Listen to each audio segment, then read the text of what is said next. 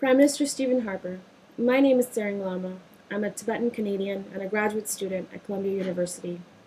I'm recording this message and joining thousands of people around the world in urging their leaders to take swift and substantive action to end the crisis in Tibet.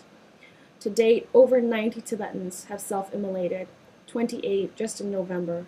Clearly, this is a severe escalation of the crisis, and this is the next turn in the 50-year nonviolent movement. The Chinese government is not going to stop the repression. The Tibetan people will not stop fighting for freedom. The only way that this crisis can be resolved, and soon, is with people like you.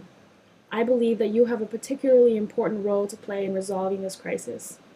In the past few years, under your leadership, Canada has seen increased ties with the Chinese government. At the same time, I believe that you have shown true support for the Tibetan people. In 2007 and earlier this year, you met with His Holiness the Dalai Lama, despite warnings and threats by Chinese officials. I thank you for that. Earlier this year in February, you said that Canada will always be a vocal advocate for Tibet. That is also very important. Thank you. Now is the time for you to take the next level of action. I urge you to form a multilateral working group with other democratic nation leaders and join together to say, how can we pressure China to end this crisis and to solve the Tibet issue for once and all? This is your chance to show bold visionary leadership on a global stage.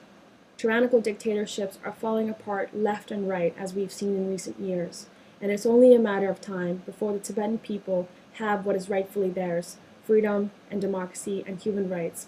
I urge you to stand on our side once more, and in a most visionary way that you possibly can. This is your chance, and we need you. 6 million Tibetan people need you. Thank you.